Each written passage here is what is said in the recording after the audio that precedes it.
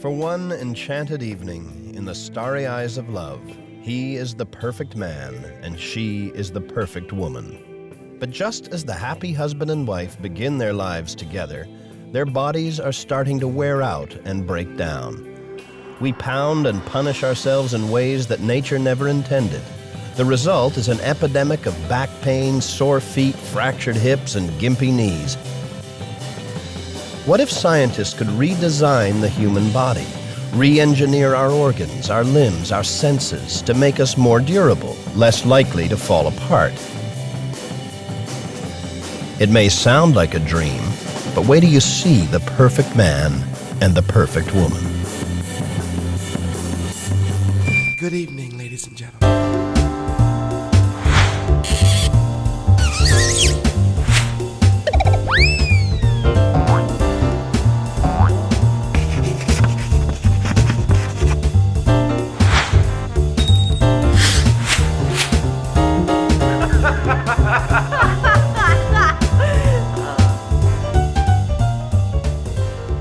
I would like to have opaque eyelids. I'd like to be able to close my eyes and go to sleep, no matter how bright it is out there. I think it'd be wonderful for all of us if our body didn't age. If I could change my body, I would want to be able to remain trim despite the fact that I sometimes overeat. I'd love to have more of a visual memory.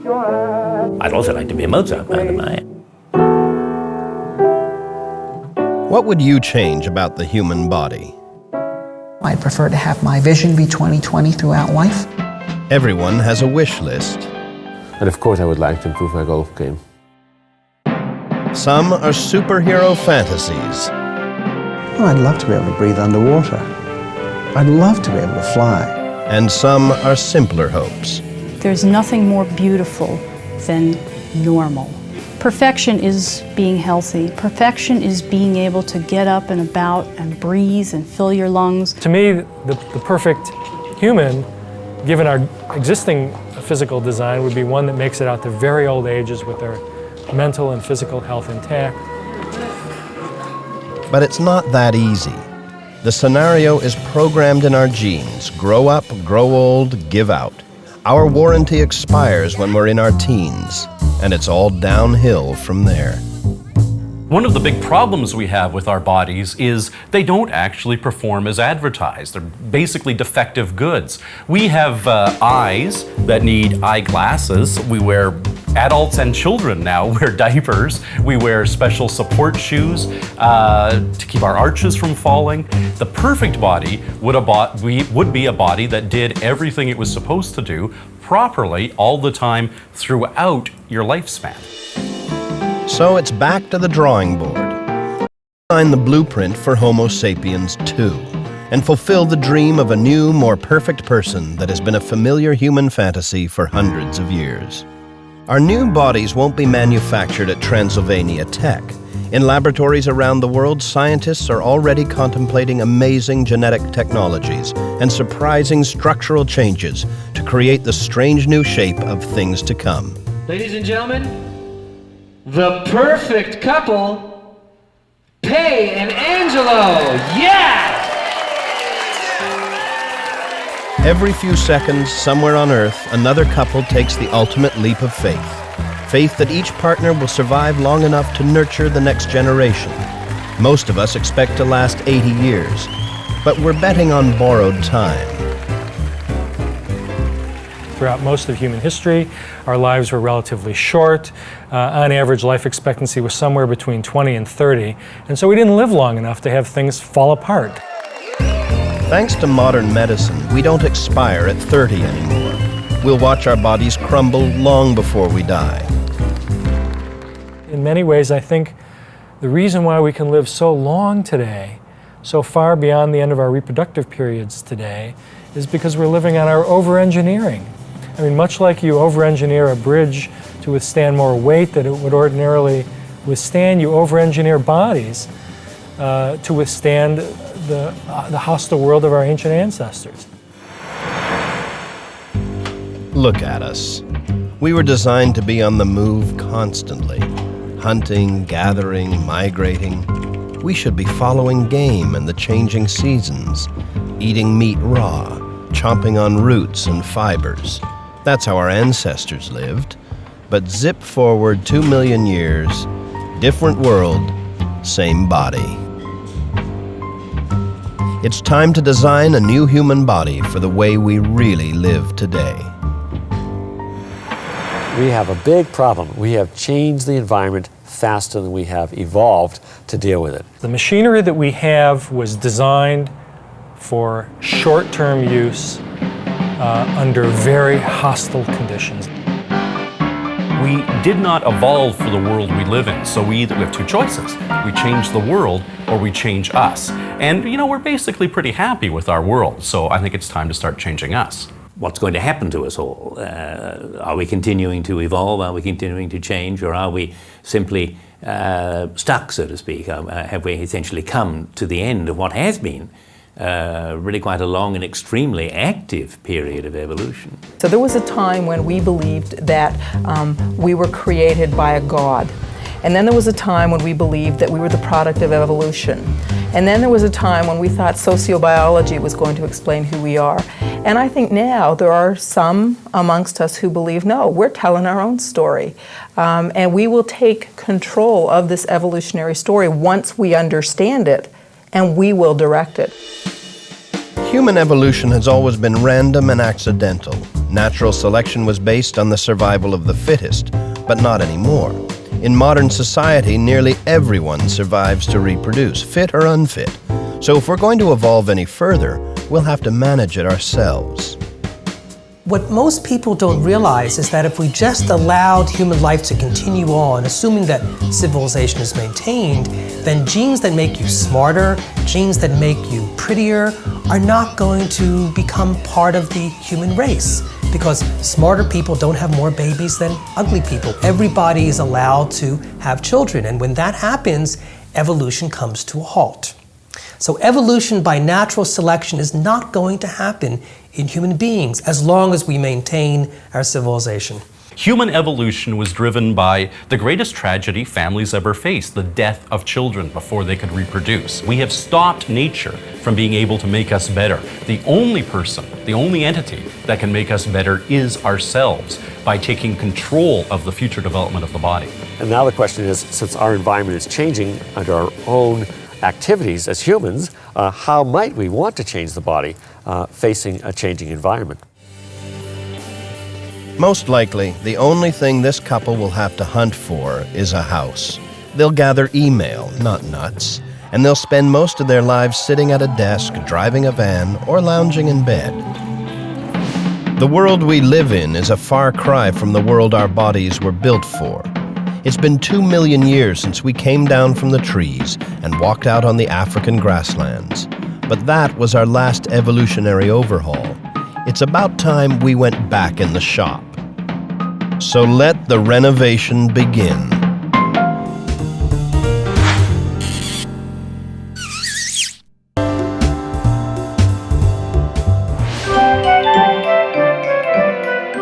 There's nothing like a new automobile. Just out of the factory with all the latest gizmos and improvements. We're a little like cars ourselves. Some of us are Cadillacs and some of us are Edsels. But the assembly line that stamped out our bodies hasn't been updated for 2 million years. The body that we have is, in essence, we all got dealt the lemon from Detroit. We all got the car that doesn't quite work right, and nobody should have to live that way. Certainly not human beings with the technology we have today. If we're going to construct a perfect man and a perfect woman, we'll have to get the moving parts in perfect running order, starting with the joints and bones. Our shoulders can swivel in 3 directions. The ankle can pivot 2 ways. It's a range of motion that leads to a range of problems. The knee and many other problem areas in human anatomy all reflect our rising up from a quadrupedal, that is a 4-legged position, to being a biped. It was a lot less stressful up in the trees before the ascent of man. Oh, my aching back! 80% of the population at some time will have to seek professional help for a back problem. Our backbone the thing that defines us as vertebrates, is being misused in the human body. In every animal that exists, except for humanity, the backbone is essentially horizontal or perhaps at an angle. It was never intended to support weight as a column of discs. It was intended to be a suspension bridge. A dog is a suspension bridge. We're the Leaning Tower of Pisa. So this is our first challenge, to build a better back. At the University of Calgary in Canada, they're analyzing the physics of spinal loading. Our four-legged ancestors put most of their weight on their front limbs, but this animation shows the trouble that began when Homo erectus stood up on his own 2 feet. The blue ball indicates low pressure. The red ball is a sign of stress and pain. Whereas in a human biped, the hind limbs have to do 100% of the load. So there's been a tremendous increase in the amount of loading that the hind limbs have to bear within humans. Whenever we start moving, all our weight shifts to a single, fragile branch of the skeleton. There's a period of what we call single support. So there's only one limb supporting body weight, and all of that body weight load from the trunk and the upper and the arms and the head and the opposite limb have to go through a single joint, the hip. Running is like taking a sledgehammer to our bodies, one joint at a time. A 200-pound man puts half a ton of stress on his hip, knee, and ankle with every stride. Quadrupeds spread the load more evenly. Building a perfect, pain-free skeleton could put us back on all fours. We could run better, we could stand longer, we could do all sorts of things, and we wouldn't always be in danger of falling over if we had an extra pair of legs. I would welcome them. From a biomechanical point of view, if we were to move back to supporting ourselves with all fours in terms of our arms and our legs together, that would certainly reduce the loading that we would experience and probably the kinds of injuries that we often occur in our back or in our hip and our lower legs. The problem is that one of the real advantages of having become upright is that we can do wonderful things with our hands and our arms. The ability to manipulate and play musical instruments and grasp and hold on to things is really quite, there's no other species that has that kind of manual dexterity that we have. Our great-grandchildren may have to choose between the symphony and orthopedic freedom, a pain-free back or playing Bach. In the book Remaking Eden, Lee Silver predicts that our descendants will be faced with many such decisions. In the beginning, it will be easiest to modify single genes. So a single gene can provide protection against cancer, can provide protection against HIV infection, for example. But when we get to more complex traits, like the design of the back or the design of any organ, actually, that's going to be controlled by many genes. And so it's going to be some time before we figure out how all those genes control the way the back is designed, but we will figure it out someday. Genetic enhancement will play the major part in manufacturing the perfect human being. With germline genetic transfer, whatever you do to that embryo will in fact affect the reproductive cells of that developing being, and so the implications are phenomenal. It will affect all of their offspring. So whatever changes you make to that individual will be carried through for generations. So be able to redirect the entire genetic program. And what doctors and scientists will be able to do is take this chromosome, which has already been made in the laboratory, and put it into the embryo. It'll be a new chromosome to give to your child with all these new traits. And this will be the easiest way to be able to effect huge changes in the shape and form of the human body. Scientists already have succeeded in inserting new chromosomes into mice, but human communities are far more complex than laboratory cages. As soon as you add an extra chromosome pair to a child, you're limiting the ability of that child to breed, to marry and have children with somebody who doesn't have this extra chromosome pair. So this is going to be a giant step in evolution. It basically can't happen until an entire society or an entire class of people in society say, okay, we're going to act together to give our children, these enhancements.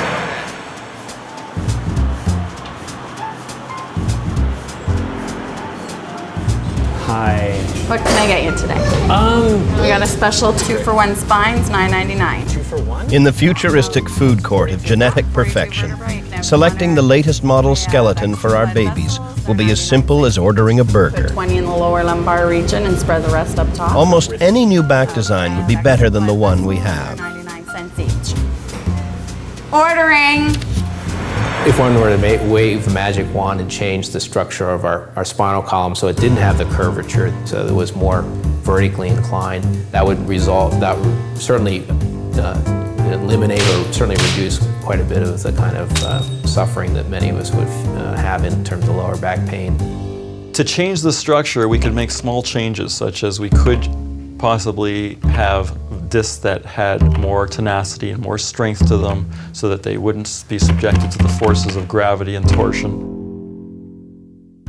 As we're currently constructed, 24 discs in our spinal column carry all the weight. They're spongy blobs of cartilage filled with fluid like little jelly donuts. If we moved around all day as our ancestors did, it wouldn't be so bad. But sitting at a desk or in a car compresses everything onto a few discs. The fluid is squeezed out, the nerves are obstructed, and the only way to fix it is to slice the spine open and remove the disc itself. The intervertebral disc tissue in your spine, the soft tissue between your vertebrae, is the largest avascular tissue in your body. That is, it doesn't have a blood supply. And the problems this causes is that the cells in your disc don't receive a proper nutrient supply. And they also have difficulty in flushing out waste products from the cells. I think one of the primary things you could do to improve your spine would be possibly to have more discs. That is, if you had more discs in your spine, they could be made, each could be made smaller, and they could be closer to a blood supply, which would improve the biological function of the cells. Having more discs would help, but so would an extra spine or two to share the burden. The perfect woman may have 3 backbones. And she could have a modified pelvis to make childbirth more comfortable, correcting a structural defect left over from the distant past. As we began to stand upright, the fetus had to pass through the birth canal, through the sacrum and the pubic bone at the same time, rather than past one and then the other as they do in animals. And so that made childbirth much more uncomfortable for women. So if we could just rearrange those bones just a little bit so that the fetus, the baby, is not passing through them both at the same time, I think that would be very helpful for childbirth. Our bodies weren't engineered for the way we live, no matter where we live. Even planting rice, one of the most ancient forms of agriculture, is back-breaking labor. Our body parts were assembled for a life in constant motion, but today we live like slugs. Back and right. That's it. Feel it go. Here we go. When we sit, all the weight bearing no longer travels through the ankles and the knees and the hips, but it goes directly at the base of the low back and through the sacrum. Unfortunately, with the amount of sitting that we're doing and the fact that the exercise is decreasing, we're probably doomed. In the sense that what's going to happen is our backs are going to fatigue at a faster and faster rate, at a younger and younger rate. The average North American sits still for more than 12 hours a day. It's a recipe for agony. A major part of our life as sessile, sitting organisms that we are really not adapted for is the problem associated with pooling of blood in our lower extremities. And that problem can be simply resolved by getting rid of the lower extremities.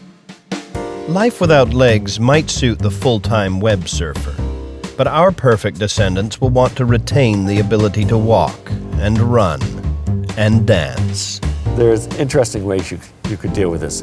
You could actually come up with assisting pump, parts of the circulatory system that pump the blood out of the lower extremities, such as little contractile elements in the veins that would help pump the blood out. Our problems with blood clots in the lower extremities are again a reflection of our having made it from a quadrupedal position to a bipedal position, and we now carry a much higher column of blood above in our upper extremity, causing the pressure to be so much higher in the lower extremity. Now onto the human wrist, a joint intended for throwing spears or chopping down bamboo. But we're so inactive these days, just clicking a computer mouse makes us ache. So the next part of our renovation is the human wrist. If you think about the various afflictions that people get that are truly unique to the modern world, one of them you hear a lot about lately is carpal tunnel syndrome. Deep inside our hands, a tangle of tendons and nerves passes through a tunnel in the bones. When fluid builds up from overwork, everything starts to throb. I think one can imagine some awfully simple ways around it. Just have bigger wrists. We have more space for the nerves, more space for the tendons. We could get around the problem very easily. So just a small increase of the wrist here would be a natural way to get a little bit further towards perfecting humans for our modern internet world. The wrist of the hand is not anywhere near as efficient as it should be. It can turn through about 180 degrees. But we make all kinds of mechanical arms, including the one that's up on the space station, the Canadarm, that can do 360 degrees easily. That kind of Linda Blair sense that the whole hand can go backwards all the way would be very useful, and it's a simple mechanical problem to solve. There's a lot more tinkering coming up when we move below the waist.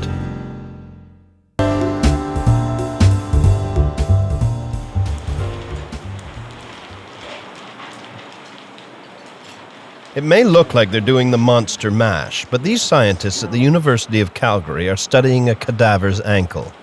It's the most nearly perfect joint in our outdated bodies, one that gives us valuable lessons as we design the perfect legs. Arthritis is very rare in the ankle joint. Arthritis is very common in the knee joint. So therefore the ankle joint has something that the knee joint doesn't have. And what is it, and could you improve the knee joint so that arthritis in the knee joint would be reduced? Arthritic knees are one of the most common complaints of an aging population. Decades of walking wears a hole in the protective cartilage. The bones start scraping and it hurts like hell. But this rarely happens in the ankle. To find out why, the Canadians are implanting sensors inside the ankle. Red areas indicate overload. There aren't many. This animation shows the loading forces that strain and stress our knees. It's code red for agony. Down in the ankle, 10 stringy little ligaments share the supporting role. This pattern could help strengthen the knee. If you want to stabilize the knee joint, I think one possible solution could be that we add some small muscles all around the knee joint, make a little package of muscles, and that would stabilize the knee joint quite substantially. Here's our current knee, and the perfect redesign. The red ball turns to blue. Adding muscles on the sides would do away with unsightly knobby knees, but inside there are more changes to be made. The hardest material in the human body is the enamel of the teeth. It's like porcelain. You could make the articulating surfaces of joints quite conceivably out of enamel and have them last a lot longer than cartilage, which is this plastic, malleable substance. I could see using the genes that give us these really great teeth and asking them to say, hey, well, don't just stop at the mouth, take care of my finger joints and my knee joints as well. The knee is infamous for being the joint that probably causes the most problems, both in age but also in sporting events. It comes back to this design aspect of a trade-off between stability and mobility. Our ancestors' knees were properly suited to their world of slopes and valleys. They offered rotation and flexibility during a brief lifespan. Functional but flimsy. Those surfaces of the tibia and the femur could have greater contours, so there's greater interlocking of the mating surfaces of the joint would provide greater stability. The problem with doing that is that it then reduces the motion that the knee is capable of accommodating. A thickened and strengthened knee wouldn't be as flexible, but a long life without arthritis might be enough to make the compromise worthwhile. now, where we pave our streets, we pave our sidewalks, we flatten our floors, we live in such a flat world that all of the capability to walk on irregular surfaces is essentially wasted, unnecessary for the modern man. And in fact, even when we go from one elevation to another, we don't walk up a hill, we walk up steps, which is just a series of flattened surfaces. Engineers have been trying to fabricate an artificial knee for decades, using tiny computers to measure pressure and tension. But the people who wear them say they're still not even close to the real thing. Sometimes it's not that easy to improve on Mother Nature. Perfect. When we come back, we'll get to the bottom of things, tackling the problem of our aching, ancient feet as we design the perfect man and the perfect woman.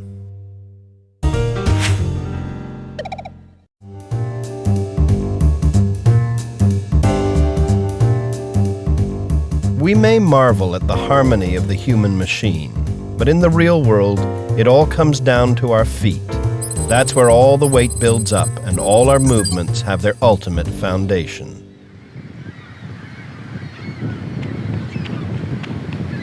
No one can understand the need for a functional foot better than a man who doesn't have one. Van Phillips lost his leg in a motorboat accident. His first replacement foot was a block of wood and a chunk of rubber. And, you know, they had put man on the moon, which was no small feat, and I kept thinking, well, why are they selling me a foot that, you know, retails to the prosthetist for $40? Why is my foot only worth $40? But I kept thinking, well, why doesn't it bend? Why can't I jump on it? Why can't I spring on it? Sheer frustration led Phillips to design an artificial foot that will put a spring in the step of our perfect man and woman. I used to do karate, a lot of karate in college, and it was a form taekwondo where you're jumping and you're landing and you're springing and you're kicking and you're jumping and you're landing. And I kept thinking, well, maybe if I just had a C-shaped spring of carbon steel that would spring. And basically that's pretty much what the C-spring is right now. It's a piece of carbon graphite in a C-shape. The foot we were born with is supple, strong, sensitive enough for midnight footsies, and ridiculously complicated. There are 28 separate bones, 17 joints, muscles, ligaments, tendons, and blood vessels. I think it's not appropriately designed for what it does at the moment. The foot has been designed to climb into trees, to do all the things that our ancestors did in the old days. Most prosthetics try to mimic the existing assembly. Van Phillips had a simpler concept, a graphite spring that made his invention the largest selling replacement foot in the world. Well, to this day, I've never been proved wrong or right, but I always have made the comment if Carl Lewis were to lose both of his feet in, let's say, a tragic automobile accident and end up with very healthy, long stumps that we could fit with good artificial limbs, I think I could make him run faster. I would bet a lot of money that I could make him run faster. If you look at the amputees in the Paralympics, I mean, they run fast. They run around 11 seconds, which is only 1 second slower than the top athletes. Phillips is convinced that he's faster now than when he had 2 feet. So basically we take a bendable piece of graphite and put the energies from the amputee's body weight into that foot. And in doing so, we're able to take the amputee's energy through his body weight. Every single step propel him forward with that energy. So there's a remarkable energy savings for the amputee they have. The human foot works like a rigid diving platform. It can transmit kinetic energy, but not amplify it. FlexFoot is a springboard, a design that nature has already installed in other animals. Some of the fastest land mammals rely on a single long bone and one supple tendon for their speed, sort of a rubber band and slingshot design. So for certain functions that we do, like running, walking, side shuffling and those type of things, you could make a much simpler construction. We don't need all those bones and tendons when our feet spend nearly all their lives parked under a desk. It's that same old story again. Our bodies were designed for a different world, and it's time to overhaul them for the way we really move. When we bother to get up and move at all. So one way we could improve the qualities, the mechanical qualities of our foot in one respect in terms of the strength characteristics and the possibility of being able to run faster would be to reduce the number of bones in our feet, make a single bone element in series of a set of jointed single series of bone elements so that they're more robust or thicker and they can support larger loads. If we're going to reduce the foot to a few thick bones and a powerful tendon, we might as well go all the way. If we're going to accept the fact that as modern people, we're going to have shoes, sandals, tennis shoes, footwear on for sure, then we could get rid of a lot of the subtle features in our feet that cause problems. We wouldn't even need our toes separate. We don't need those toes if we're going to wear shoes. When you analyze a top sprinter, you would expect that they stretch the joint between the toes and the midfoot while they take off to really get the push-off. They don't do that. They keep the toes bent during takeoff. So they don't even use them in that situation where high performance is demanded. So I don't know whether we need toes. The experts have spoken. The toes goes. But maybe they aren't entirely useless. These tests at the University of Calgary show that the big toe absorbs most of the body's weight on every step. The perfect man and woman will probably keep at least a couple of toes. But a few little piggies are doomed. We wouldn't have to go as extreme as a horse in terms of reducing it to a single axis of bone elements. And so we could retain 3 toes. Birds do this. The ancestors of birds, the large dinosaurs, bipedal running dinosaurs that we see in the films in Jurassic Park, they're basically animals that are able to support their body weight at large size and run very effectively with 3 toes. And so it certainly would be one way to maintain balance and support and yet improve the strength of the foot. Simplifying the foot would eliminate more than ingrown toenails. Instead of having the problem of the painful arches that collapse, why not just get rid of it, simplify it in the first place, and collapsing arches wouldn't be a problem if you don't have them in the first place. We're stepping onto new ground now, radically changing the way our bodies work and the way we move. But the quest for perfection is seductive. And if a new foot or a new knee or new genes can make an athlete run faster, someone will try it. Even if it means breaking the rules. In 2000, the International Olympic Committee held its first meeting on genetic enhancement, recognizing that a new age has already begun, whether we are ready or not. Ever since the first human being leaned on a walking stick to help himself walk, we have been augmenting and adding to the abilities that nature gave us.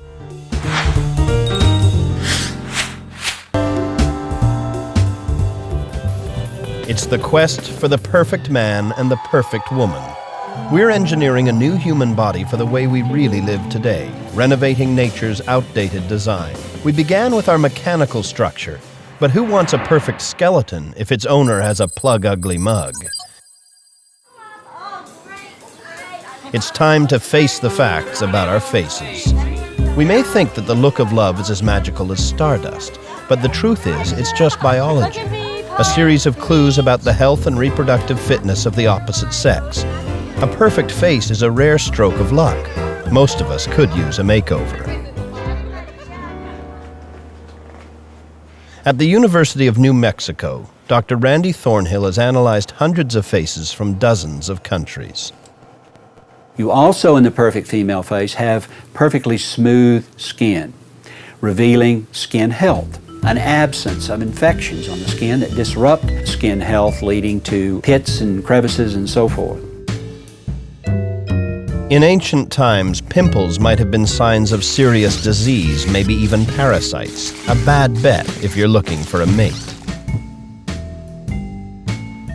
Dr. Thornhill has come up with the formula for a perfect face.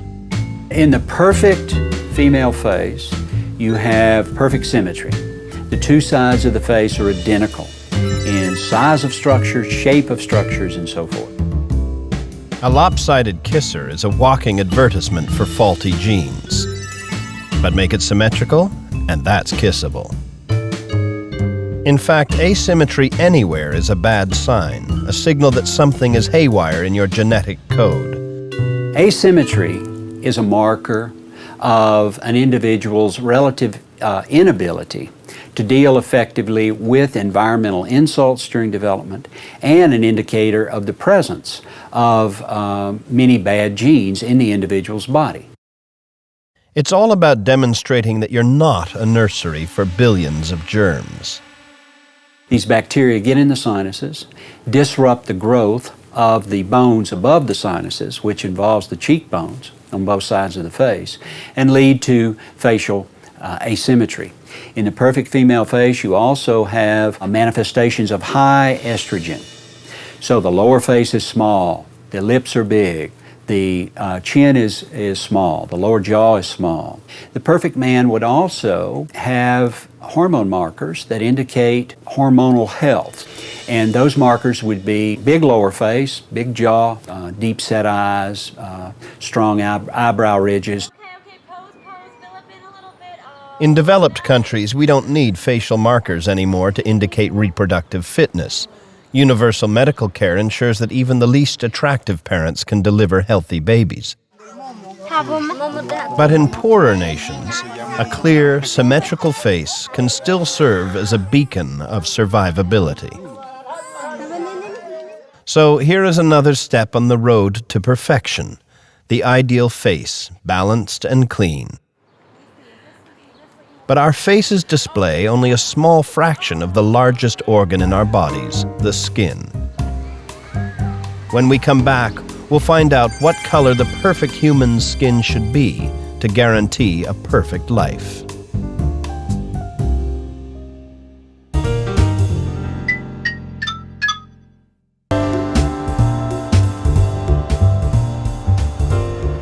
To the rain-soaked inhabitants of Vancouver, Canada, sunshine is a blessing, but not here.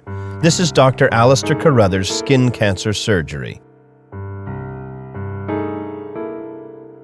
Dr. Carruthers has removed thousands of moles like this from the pale skins of Vancouverites.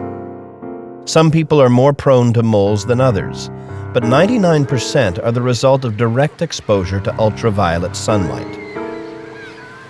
Our sun-loving lifestyle is creating a melanoma epidemic that kills thousands of light-skinned North Americans every year. A beach baby with a peaches and cream complexion is a sitting duck. So the simplest solution would be for us all to have black skin, because that would greatly increase your protection from the sun. You wouldn't get sunburnt to anything like the extent we do now, and you wouldn't wrinkle. No wrinkles and no skin cancer. It's a pigment called melanin that makes dark skin resistant to cellular breakdown. Our perfect new skin will be dark and smooth and loaded with melanin. Melanin is produced in little packages and they're transferred into the cells of the outer layer of the skin, the epidermis. And these little packages are clumped over the top of the nucleus of the cell, protecting it. The nucleus, that's your hard drive for the cell, so that's where all your information is, that's what you want to protect.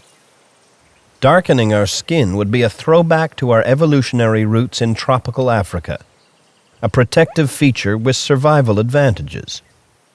If you can't hunt because you're going to get sunburn, then that would be a definite genetic disadvantage. Even the darkest human skin eventually dries up and wears out, but there are some creatures that have developed a way around the problem. The ability of some reptiles to shed their skins is kind of really neat, isn't it? You know, here they are, they just shed the whole thing, start all over again. I would bet that there's probably a little time that it takes them during which they might be vulnerable. In other words, we'd all have to disappear from the world for a week or two every 6 months or a year. He's getting his skin resurfacing done. He'll be out for a week to 10 days. Yeah, pink, puffy, and oozing. Thanks for calling. Try again next week. Bye-bye. Our skins weigh more than any other organ of the body, and most men have skin that is twice as thick as a woman's, a feature that made sense back in hunting and gathering days. There were no kitchens in the environment of our evolutionary history. And men were out there skinning the animals and fighting other men and trying to find game and all those things that apparently resulted in the evolution of this sexual dimorphism in skin thickness that we have. These days, it's the women that do most of the skinning, or at least the unwrapping. If a woman's skin could be thicker, it would be more resistant to harsh detergents and cleansers. No more dishpan hands. Now that we've designed the perfect face and skin, it's time to move up to the mouth. I think my teeth have been a disaster. I've had more time in dental chairs than anyone in 20 lifetimes should have. Teeth I would change on a dime. So wouldn't it be great if we could all live into our hundreds without dental decay or gum disease?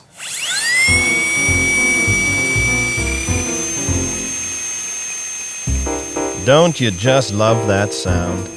Yes, it would be wonderful if our perfect man and woman never had to visit a dentist, because their choppers never wore out. There are people today who are genetically resistant to tooth decay. Their teeth are smoother than most, with fewer grooves and ridges where rotting food can collect. In a perfect mouth, we'd have flatter teeth and fewer of them. The human mouth holds 8 molars, 12 if you still have your wisdom teeth. That's plenty of grinding power for raw meat and plant stocks. But who eats raw meat and plant stocks anymore? So by having processed foods, such as Twinkies or cookies and cakes and the kinds of sandwich foods that we tend to eat, doesn't really require as much physical breakdown as we would have been the case if the foods had been unprocessed and we were eating uncooked meats or natural food items, plant material. So on the one hand, in the future, we may not need our molars if our diets continue to become more and more refined. So let's suck them up and throw them out. But hang on a second, couldn't we keep one pair on each side for the occasional filet mignon? So we could reduce the number of teeth without serious difficulties in terms of being able to chew our food. It may be possible to have a single upper and lower molar on either side of our mouth that would be sufficient for chewing. Fewer teeth make sense on a diet of sponge cake, but when you change the mouth, you change the whole face. When you lose a molar, or any tooth for that fact, the jaw resorbs. The jaw will shrink in size from the crest of the bone, from the top of the lower jawbone, or from the bottom of the upper jawbone, down in size. So the more teeth you miss, the more jawbone will be resorbed, and the thinner one's face will start to look. Some fashion models have their molars extracted to create a sleeker jawline. They're just ahead of the curve. But beauty will always remain in the eye of the beholder.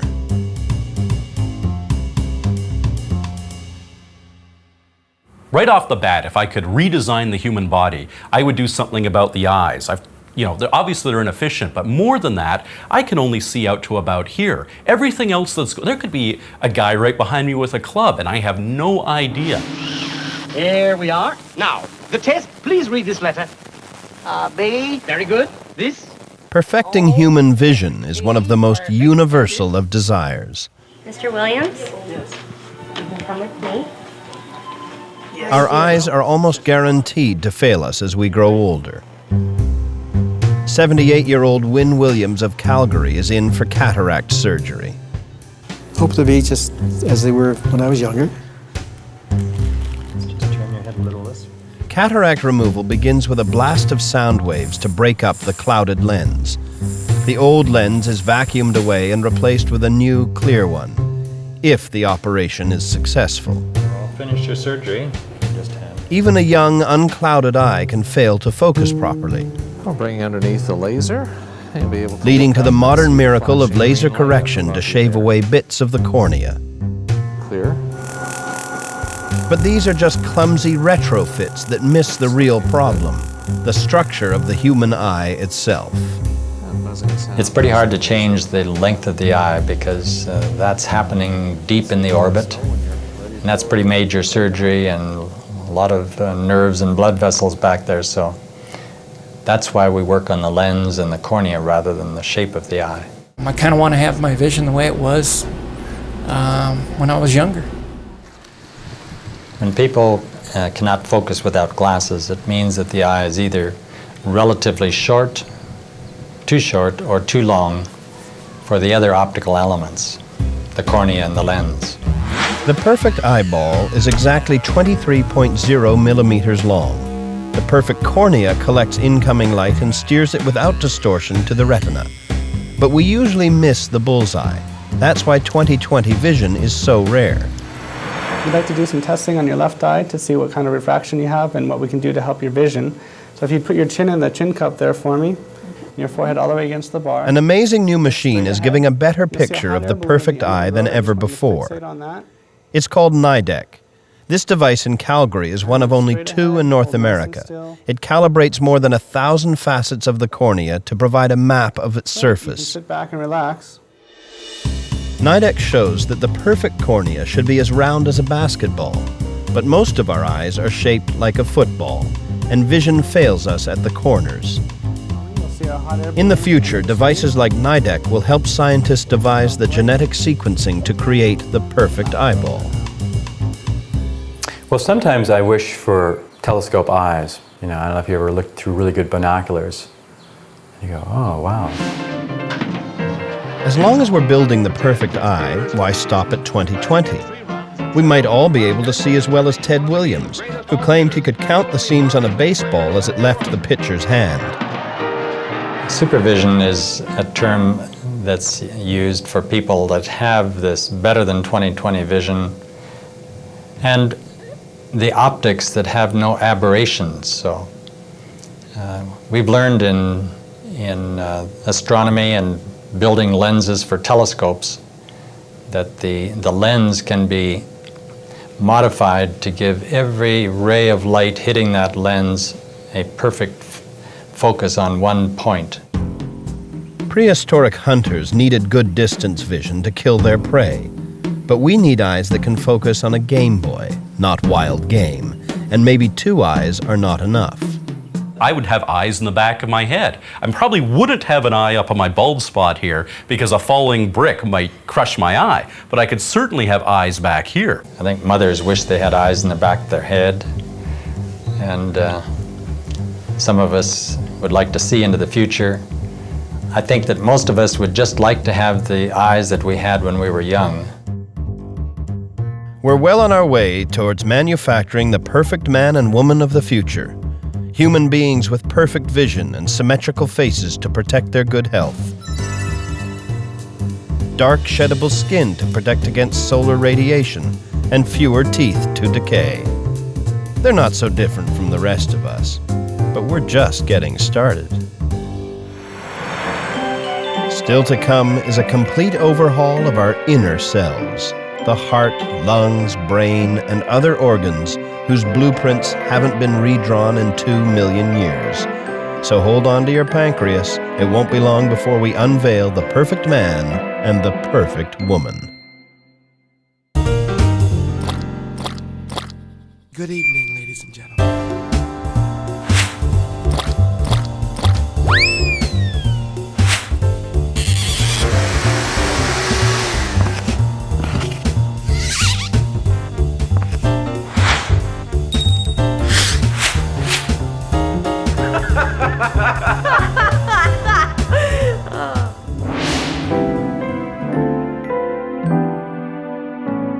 She looks like the perfect woman, with an angel's face, a thoroughbred's legs, and the curves of a Renaissance Madonna. But she's nearsighted and hard of hearing, with arthritic knees and an aching back. It's the residue of our haphazard evolution.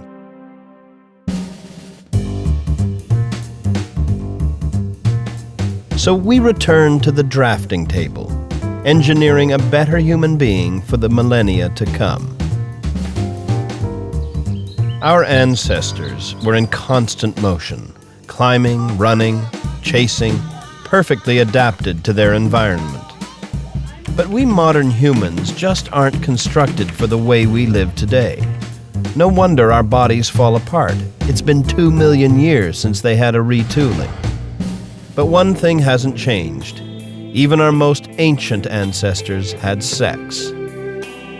And some of us still do, at least on our wedding night, when most of us would confess that we could use some enhancement between the sheets and between the legs. If you ask most men what the problem with their penis is, they'll tell you that it's not large enough and it's not hard enough. If you ask most women what's wrong with the penis, they'd say it's the person attached to it, not the penis itself, it's how it's used. And I think a good compromise is to possibly give the penis a bit more mobility and to make it less susceptible to erectile dysfunction by changing the way it enlarges using a different type of muscle and giving it some muscle movement so it's more like a tongue. If the penis was like a tongue, no one would care how big it was, right? 1/3 of North American women never reach orgasm, and it's partly a problem of architecture. There are numerous nerve endings at the tip of the clitoris and going back into the shaft of the clitoris. It's difficult to stimulate that shaft because it's hidden by skin. So, not saying that it has to be more exposed or larger, but if that sensitivity that is there could be disseminated out further into the genitals, I think that would be very helpful to women. Well, I think it'd be fun if the area, the Grafenberg spot, which is very sensitive in some women, which women have orgasm from stimulation of, if that could be expanded to cover the whole vagina. I think then whatever area of the vagina is stimulated, it would feel just wonderful to a woman. With a giant G-spot and a firm but flexible Johnson, the perfect couple might never leave the bedroom. But we're not finished with Mr. Happy yet. The first thing I do is I eliminate the foreskin. It's caused enough political controversy over the years. It is susceptible to a number of diseases, and a large proportion of the childhood diseases and problems in Africa are related to poor hygiene. When a man is sexually aroused, which occurs no more than a few dozen times a day, blood is pumped into his organ, making it rigid. As a stud ages, so does his hydraulic system. But the animal kingdom offers a possible remedy. Many animals have bones or cartilage in their penis called the os penis. And this is good. It eliminates the problem with erectile dysfunction. A penis like a meaty spare rib would fulfill every man's dream of perpetual potency, and it could be made to disappear when our hero is at play. There's room in the abdomen to put your testicles there and to make a retractable penis that has a cartilage or a bone in it. And you can imagine an easy mechanism that could allow the penis to slide out and to function. But then there'd be no impotence to wear those skimpy little Italian bathing suits, you know. But then what would men do all day? You know, if they can't put their hand in their pockets and feel the testicles. But as we evolve and we change the male body to make the penis more retractable and move the testicles inside, we end up with the perfect man. But he sounds like a woman to me. He'd look like a woman, too, all soft curves and no pointy bulges. But tampering with the sacred shapes of our bodies could have psychological consequences. The human form is full of curves. Full of curves. Both men and women have a very curvy butt. We have very curvy calves. We have a curve that you can see on the neck. So I think that we are attracted to curves. Are we ever going to be able to eliminate that? Maybe not, because it's such a human-specific form. One curve, of course, rises above all others. The perfect breast for a woman would be a chimpanzee or a gorilla breast. It would be a breast that only developed during lactation and then would go away afterwards. Deflatable breasts could save the life of the perfect woman. With breast cancer linked to a monthly surge of the hormone estrogen, doing away with the bulky gland could do away with the disease. But it's not just the function of the breast that makes it so important in our culture. It's the form. Well, how about a breast that was just built of muscle? Really all muscle tissue. Well, that would not be a bad thing because muscle tissue is not particularly responsive to estrogen. It doesn't turn cancerous. Muscle tissue, very, very rare. And if you were able to keep exercising it, it would not sag. Exercise, when properly performed, is not only relaxing, but stimulating. We're well on our way to our goal of constructing a perfect man and a perfect woman. But it's one thing to concoct a three-toed foot, and quite another to tinker with the internal flow of hormones and sexual energies. In every case, it comes down to the fact that our prehistoric bodies just aren't right for our modern lifestyles. Take menstruation, for example. Early human women were almost always pregnant or lactating. They may have had only 150 periods during their brief lives. The average is now more than 500, a flood of estrogen that the body was not designed to withstand. And that's why we have to think about what all of this constant cycling is doing. And it's a relatively recent phenomenon. Only in the last 100 years or so have we really started to get up to that level of constant cycling. We can't do away with estrogen completely. It helps protect blood vessels, bones, and the female brain against cellular breakdown. Our bodies are complex chemical laboratories, and when we change one element, we risk changing everything as we begin to manage our own evolution. And so evolution in the old-fashioned Darwinian way has come to a halt in human beings, especially when it comes to the way we think and the way that we look.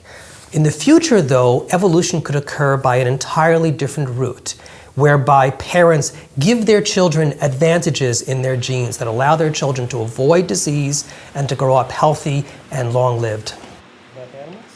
At Princeton University, Lee Silver has isolated the genes that trigger aggressiveness in mice.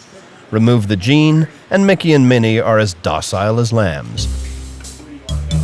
The human possibilities are obvious and earth-shaking. The perfect man and woman may be able to pre-select their baby's mental health. And I suspect that parents, when they find out that their embryo has a gene that predisposes a child towards depression, is going to want to modify that gene so that the child is happier in life. We've been fiddling with animal evolution for centuries. Human experiments, says Dr. Silver, are merely the next phase. Now, artificial selection has already taken place when human beings take the gray wolf, for example.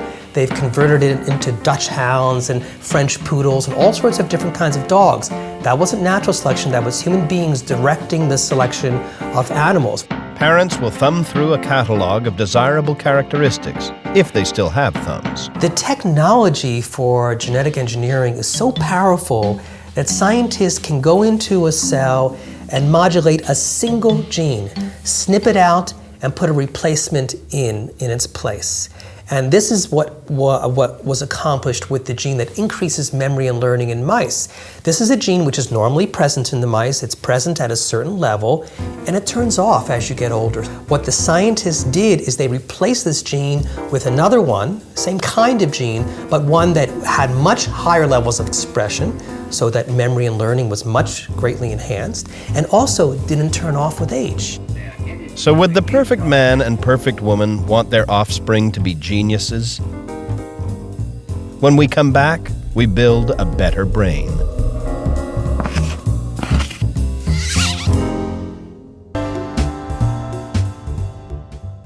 One of the great things that I'd like to be able to do is add some additional storage capacity to my brain so that I'm not constantly forgetting things. There were exams that I could ace on topics like Skinnerian psychology, and now I can't remember any of it. In the movies, aliens always seem to have enormous noggins, but maybe it's not just science fiction. Bigger brains have historically, evolutionarily, absolutely correlated with more intelligence.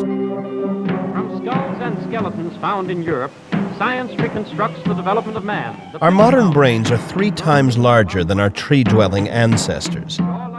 But the brain may be the second part of the body where size doesn't really matter. What if we could genetically learn to alter the brain and what's going on such that we could in fact expand the universe of what we could understand? Albert Einstein could comprehend the deepest secrets of the universe, and his brain was no larger than yours is, but it was different.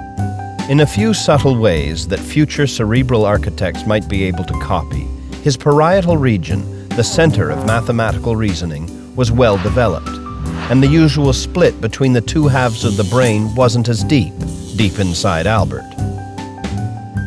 Einstein's parietal region would serve us well, but so would the neurons that control an eagle's eyesight or a dog's sense of smell. It's a question of what kind of perfection we're after. When you ask about making a perfect brain or making a better brain, do we want to make a better baseball player, or do we want to make a better mathematician, or do we want to make a better musician or a better artist, a better politician?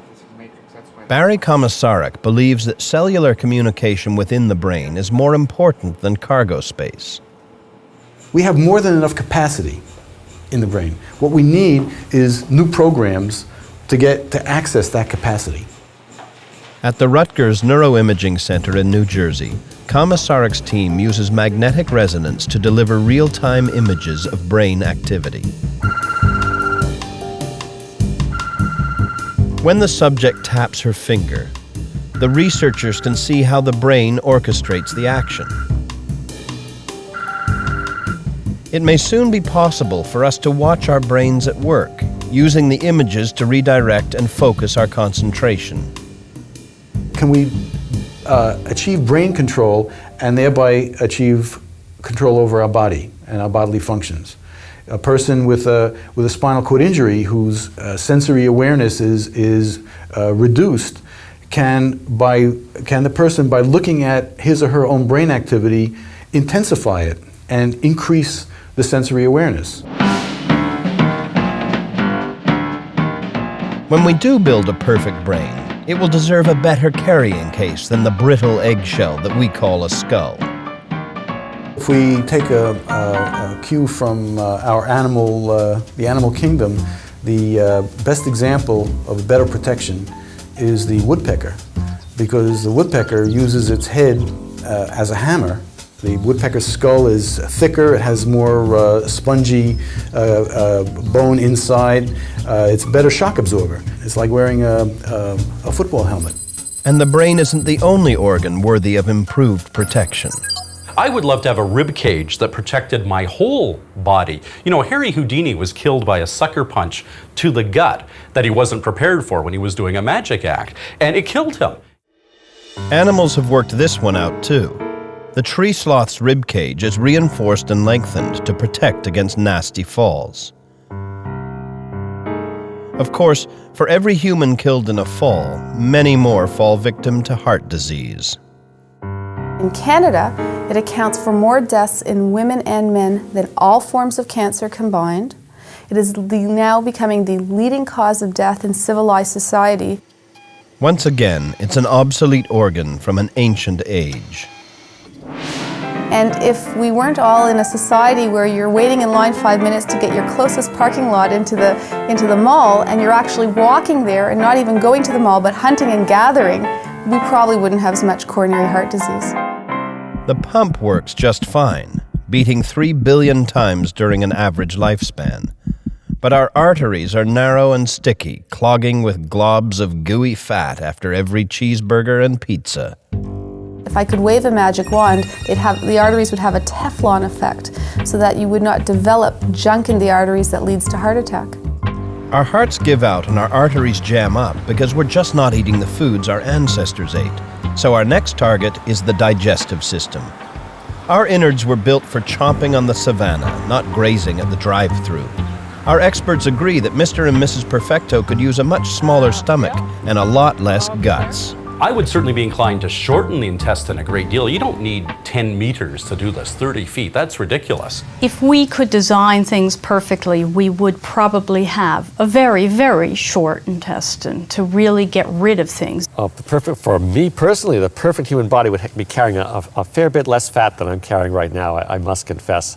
Partially, if you look at our modern society where there's plenty of food, and it's an oddity, it's a rare, really, really strange moment in the world that we now, at least many of us are lucky enough to have more food than we need. Unfortunately, our bodies are not designed to having more food than we need.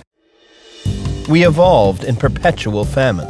We needed all those intestines to squeeze the last atom of nutrition out of every leaf and root.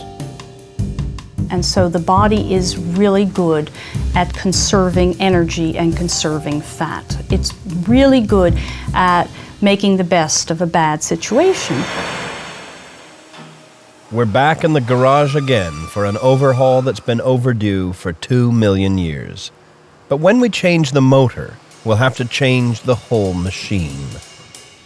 You know, if you actually could remove some of the intestine, an interesting question would be, in terms of building the perfect body, is what would you put in its place? But if we don't need as much intestine, then we can actually bring our rib cage down, and we can have larger lungs, we can have larger hearts. With extra hearts, we'd be able to reduce the load on any heart, reduce the chances of heart attacks, and one would be an assist heart in place to help the other heart. It's a strange design for vertebrates, but invertebrate animals, worms and so forth, have actually separate contractile elements in a series, and it reduces the load on each element. So, in fact, why couldn't we design humans that way? An extra heart, heartier lungs, streamlined guts. It's a blueprint for an entirely redesigned body, leaner, stronger, more efficient at sex, survival, and sports. In that situation, with larger lungs, we'd be more athletic. We could run further distances without being exhausted. We could dive longer for swimmers. But every improvement leads to more potential problems. In most of the world, bigger lungs would just suck in more poison. Our lungs are designed for filtering out particulate matter. In the dusty world, we have cilia, little hair cells that will carry away from the deep respiratory surfaces of our lung particulate matter. That's a good design if you're dealing with soot and dust and such. But if you're dealing with industrial chemical fumes, the cilia are not very helpful in that particular situation. Building a perfect lung requires a deeper understanding of what goes on inside it. Scientists at the Environmental Protection Agency lab in North Carolina have created this computer animation to track the birth of tiny cancers spawned by tobacco smoke. These tiny cells just can't handle the fumes, but other cells can. In the future, we may be able to build lungs from cells that are totally immune to pollutants. And amazing new medicines may target individual cells, repairing the damage before the entire lung breaks down. Of course, there's another way to keep our lungs clear. Build a better nose. Our nasal filtration system of tubes and airways evolved in a pure, clean atmosphere. But a rat's nose is perfect for life in a sewer or smog. In here, coiled bones called turbinates frame long, twisting passages that humidify and purify the air. As urban residents and people who live in houses and buildings, we're essentially living in deserts all the time. And our noses dry out, our lungs are more likely to dry out. If we had longer noses with more of those coiled surfaces with the moist membranes covering them, then the air we would bring in would be a little more moist. Particularly now, if we develop larger lungs, we'd probably want that adaptation, that adjustment in our nose as well to prepare and condition the air that we draw into those lungs. A bigger honker would be more sensitive to noxious smells. Well, if we had a larger snout, we could have a larger and more sensitive olfactory system. It looks like we'll all be getting nose jobs. And we'd be able to pick up those molecules in the environment at lower concentrations and presumably avoid them. So it's back to the party with double hearts, heftier lungs, stronger backs, and the sexual libido of a leopard in heat. But now it's time to really let our dreams go wild. We'll spread our wings and fly to the outer reaches of fantasy to build the perfect man and the perfect woman.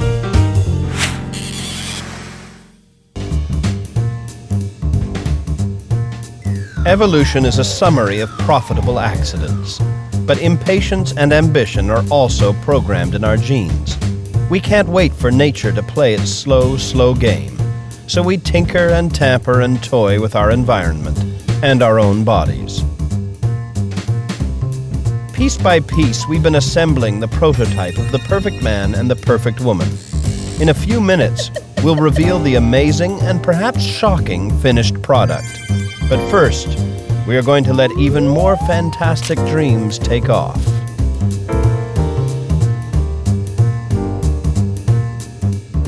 The ultimate ambition is unaided human flight. Our backs and feet and legs are so poorly designed, so prone to pain and breakdown, that it might be easier if we simply learned to fly.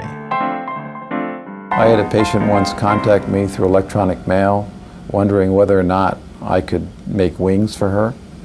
And I responded that technically it's something we can do, but ethically it isn't what we do. Plastic surgeons have begun to diagram the changes our bodies would need. A thinner skull and bones filled with air for one, and of course, we'd have to have wings.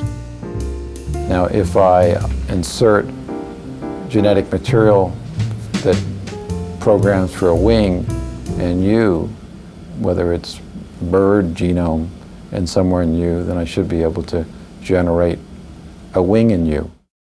We wouldn't be the first flying mammals.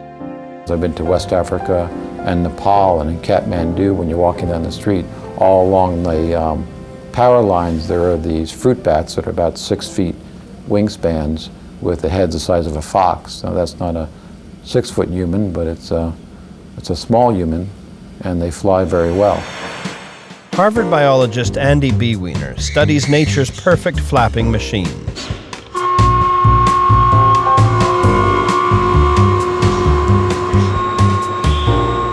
Wing design is the crucial element. One of the things that's important for being able to fly is to create a very large surface area, a wing membrane or a set of feathers that provides a large surface area to support body weight. The larger you can make the wing, the less force that has to be delivered in terms of a flapping motion of that wing to support the body weight. The pectoral muscle that powers a parakeet's wing can account for 25% of the bird's weight. But in humans, the pecs are puny, only 1% of the total. So rather than having a relatively flat chest appearance, we would actually have this very large projecting bone with this large breast muscle that's projecting forward. The same muscular chest that could eliminate breast cancer turns out to be a flying aid as well. But there's a trade-off. If we're flying, we won't be walking. So if we're going to fly, we probably don't need to run around on the ground as much using our lower extremities, and so we could reduce the size of our lower limbs, our legs, to become much more wispier elements, and that's in fact what birds have done. Lose the legs? We've heard that more than once. But it makes sense, especially for the long-distance astronauts of the future. And if we were going to design the perfect astronaut, though the current astronauts might not be comfortable with this idea, but from an evolutionary perspective, we would remove the legs. They're of little use. In zero gravity, the lower body hardly functions at all. It's the arms that do the work of balance and propulsion, just as they did for our arboreal ancestors. One thing that we lost when we came out of the trees was a really good sense of spatial orientation. Chimpanzees and apes in general can move through trees with never missing their handhold. They can leap from branch to branch, grab a vine, they never fall, and they can't fall because it's fatal to fall. You know, you die as easily as a chimp, as a human, if you fall from 10 meters up in the air. They have absolutely great spatial perception. And now, we would like that again, especially, I think, especially as our destiny is more and more off Earth and in space. We have a real disadvantage in zero gravity. I bet chimps would run the International Space Station quite literally better than we would run it, because they're used to the idea of moving in three-dimensional space in a way that we're not. I would not be at all surprised to see us going back into our genetic heritage and getting the prehensile toes that apes and monkeys have, bring them back into our abilities here, and have essentially two sets of hands and no legs, because you don't need them in zero gravity. The perfect space traveler will look quite different from the perfect Earthling. We have before us the challenge of space. I think we're up to it. And in embracing it, in meeting the challenge of Mars, we're going to transform humanity again. We're going to transform ourselves as profoundly as we did when we left Africa. Space engineer Robert Zubrin is already designing a model home for Martians. It's got an airlock door here. This is going to be the lower deck. Okay, diamond plates, steel. On an alien planet, evolution will take a strange new course. Then what there'll be will be a ladder, okay, for climbing up to the upper deck, which will be 10 feet higher. So we're going to have 10 feet. Change gravity and you change everything. If we were on Mars with 1/3 gravity, a much lighter bone structure would suffice. And so one may anticipate that Martians might eventually develop to be taller, more gracefully limbed people, and therefore would probably start viewing Earth people as short, fat, over-muscled, brutish in appearance. And this itself will also accelerate speciation as different notions of what is attractive and who is the kind of person that you really want to marry. You really want to marry one of those, fat Earth people. I can see a human who lived on Mars, evolved on Mars, with a much bigger chest, so that much more air is drawn in with each breath to get the amount of oxygen that's needed, with probably going back to what our ancestors had, which was brow ridges to shield the eyes from the solar radiation, from the ultraviolet. All of that would be on the agenda. It wouldn't look like any human being we'd ever seen before, but it would be the right person for that environment. I think ultimately, if human beings leave the Earth and go off to live on other planets, then it's clear that each group of people that goes to a different planet will evolve differently from the other groups, because on each planet that we go to, we're going to need different genetic modifications to allow us to live properly on that planet. And so ultimately, if you go billions of years in the future, I can imagine many, many different species that come out of the human being, just like all the different species of the Earth came out of a single cell that existed 3.5 billion years ago. Back on planet Earth, there are examples of semi-perfect men and women. 1 person in 100 seems to be naturally resistant to HIV. There's a small community in northern Italy where heart disease is unknown. But no one is immune to growing old. It's in our later years that our systems really begin to fail, especially vision, mobility, and hearing. Microscopic television cameras reveal what goes on deep inside the ear. Millions of tiny hairs dance to the rhythms of incoming sound. But by age 10, these hairs have begun to die.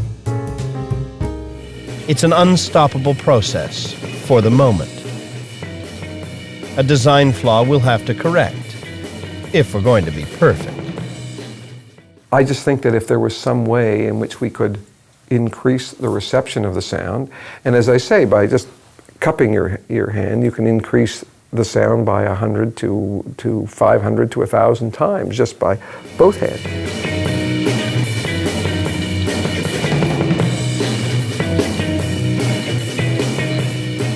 In the deafening din of modern life, we should be able to isolate the information that we need to hear. So ears that capture specific sound sources are part of the blueprint for Homo sapiens too.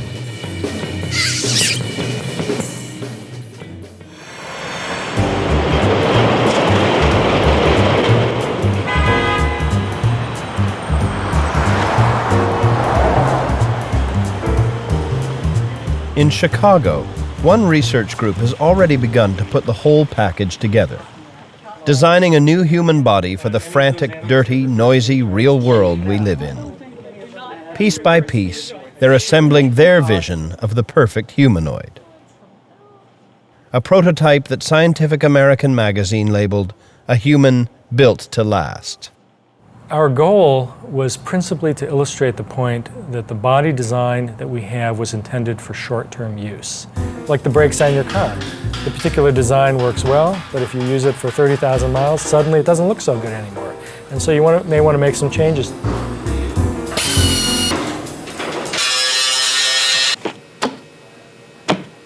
The team scoured anatomy and biology texts and even dissected rats, searching for the fountain of human fitness. Why don't we tamper with one organ at a time? One organ at a time. And then they worked on improving the ear. Here's the original design. And so the question is, would we want to do this any differently than the way in which we did it? And one of the problems, according to this, that we face with the inner ear is a loss of blood supply. You know my jokes too well. Illustrator Patricia Wynn sketched the designs. This sort of looks like... So I still think it's a good idea that you had, actually, Jay, of having bat ears. I was just going to say, what about bat ears, where you have these big, funnily ears, that move independently. Yeah, that move independently. When I have a hard time hearing, I go like this, and I experience an enormous increase in my ability to hear when I do that. You have an Arctic hare who has these extremely small ear masses, and then you have the hare, and it's an enormous difference. But most is of the that hearing? explanation. All right, so the solution perhaps to the ear would be just to make the outer ear a bit larger and more mobile. More mobile, so you have bigger muscles back here, so you can flip your ears around. Yeah, exactly. Yes. Then he's got his ear, and suppose he's hearing like I'm hearing you from the side, then it would go this way. And it's, you've got to get back here, and you need more muscle mass back here, so probably there's going to be a little bulge back here. But in a big urban setting, are you hastening the degradation of your hearing by being able to do so? I see what you're saying, because we're collecting too much sound. Our environment that we now live in, as opposed to the past, is too noisy. Yes, well, that's the argument. Maybe the directed ear will permit us to avoid sound. Yeah. This was their perfect prototype. Mobile, bat-like ears, a thicker, more horizontal torso, sturdy legs, angled forward to lessen the load on the lower back, and reversible knees to reduce arthritis. But there was one fatal flaw in their proposition. We've since been informed by some biomechanical engineers that, in fact, if you create an organism like this and you carry anything in your hands, you would just topple over. So it wouldn't work in the real world, but it was a way to illustrate that, in fact, the design of the back and the spine was not really intended for extended use. If you're designing the perfect human, you look for perfection where it already exists. The eye of the squid, for instance. A thick optic nerve keeps the retina from detaching. Or the throat of a snake, where the windpipe is out of the way of incoming food. But the wish list goes on and on as we build a perfect man and woman from the fabric of science and dreams. Why not have a third set of teeth come in somewhere, say, in the 5th decade of life? Why not just strengthen the enamel on the teeth that we have? So you see on that one how we're hanging all these muscles off of here, and the largest muscle back here goes back here, as opposed to this one, which is in front. Yeah, the minimus and the maximus. Yeah, they're both behind. If we took it and we shifted it forward so that it was rocked on edge like our gorilla. This is a bizarre contraption. If you look at this particular design, it works well for a short time period. You probably would either reverse the knee joint or jokingly provide some sort of external lubrication, some sort of hole off to the side where you could go in for an oral lube and a filter. We have a remarkable body. Everything about it is remarkable.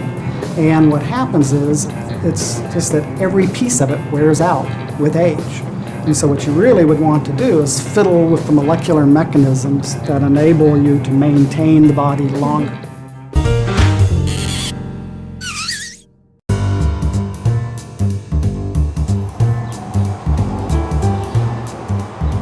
In Berlin, early in the new millennium, there was a gathering of people who have no doubts that human beings should direct their own evolution.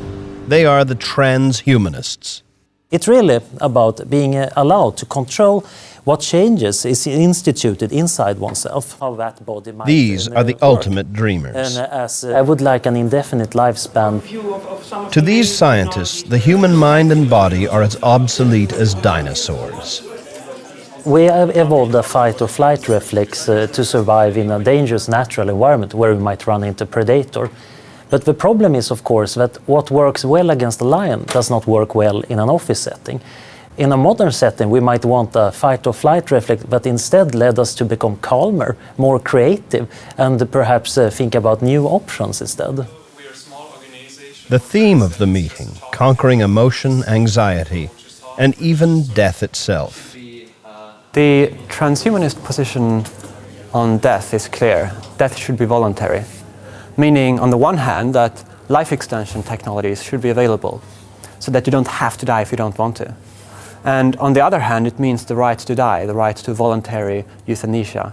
If you feel that you have had a full life, that it's complete, that living longer doesn't add anything, then you should have right to quit, to opt out. But those are fantasies, and for the time being at least, aging and death are inevitable parts of our journey. Our goal has been to engineer the best possible vehicle for our human odyssey. And now, the moment you've all been waiting for. Time to meet the perfect man and perfect woman. Perfect man will have spherical eyeballs that focus clearly forever. His skin will be as clear as a baby's, an advertisement of good genes. And his skin will be chocolate brown to protect against damage from the sun. His three-toed foot will be a springboard for strengthened legs. And a more muscular, sturdier knee. He'll be perpetually pumped up for procreation, giving him reason to beat his broader chest. His wrists will be thickened for long-duration web surfing. His elfin ears will swivel, will give him a nose job and make it twice as long. Perfect woman will gain all these improvements and lose her external cancer-prone breasts. She and her mate will have 2 hearts and bigger lungs to cope with our polluted skies. We'll remove 2/3 of their intestines and christen them perfect. I don't think the perfect man is going to like the perfect breastless woman. But you're going to need to have a bone in the penis because there's no breasts to get you stimulated. Well, there's that. That's right. The 2 hearts sound good, though. Absolutely. No, keep me twice as busy as a cardiologist. The 2 hearts to deal with if the diseases occur. Absolutely. I'm wondering, a lot of these features are really returning to the more generalized mammal. The larger ears, the larger eyes, the larger snout, all of this is and even the smaller breasts, for that matter.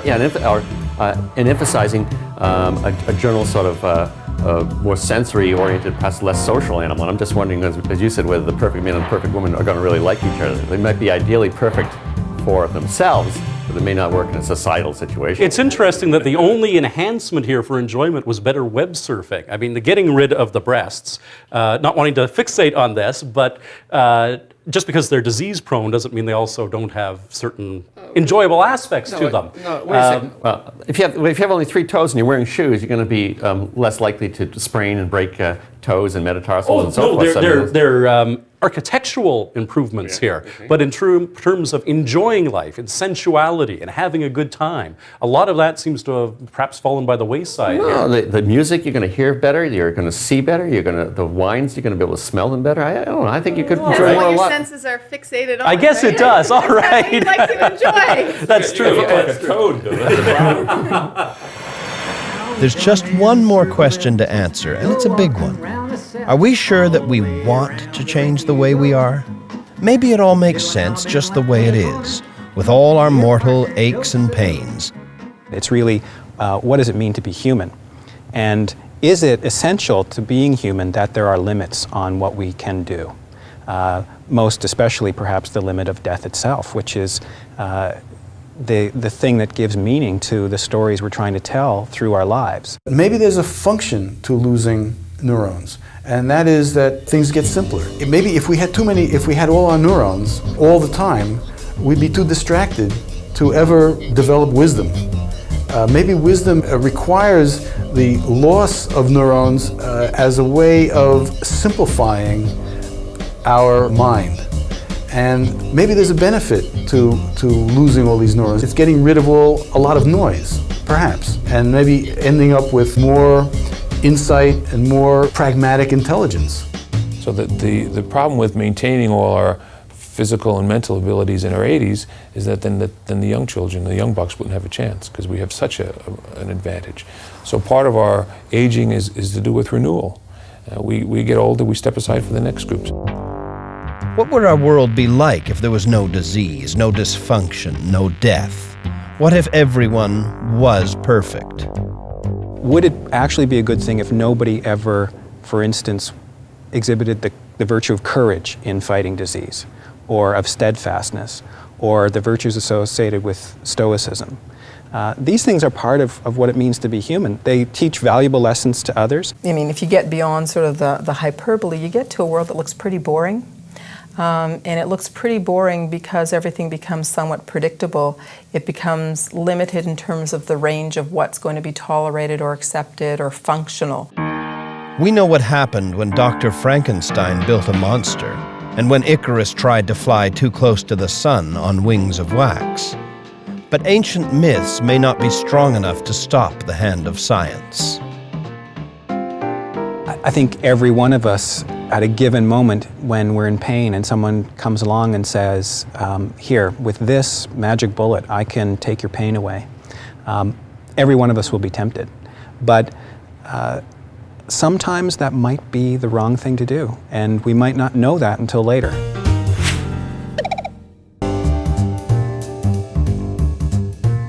We are curious and clever creatures, the only species capable of directing its own evolution.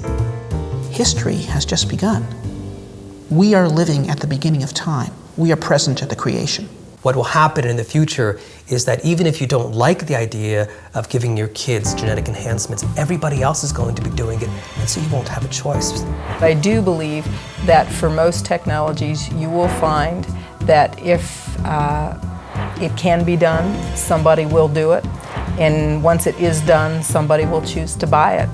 And I think that in that context, I guess I have come to believe that it's unstoppable. I reject the philosophy that nature is always working for the best. In fact, nature can be very nasty and mean. Nature gives us sickle cell anemia and cystic fibrosis and Tay-Sachs disease, which causes 4-year-old babies to die horrible, horrible deaths. That's what nature gives us. I think we should take hold of nature in the way we already have for the last 100 years with the biomedical sciences. And we should be able to give people a chance for healthiness and happiness in life. Kids born within 5 to 20 years will be born into a world in which this technology is normal, and they won't have any of the qualms or misgivings or willies about it that we have. They will say, of course humanity is what you make of it. That is our destiny, and that will be what we want, is the best possible me that I can be, whether it's technology or genetics that are going to get me there. That's what I want. That's my birthright as a human being in the future. But designing a new human being is the work of generations and the stuff of dreams. Until the renovations are complete, each of us will continue on our own quest of a lifetime, searching for someone who thinks we're perfect, just the way we are.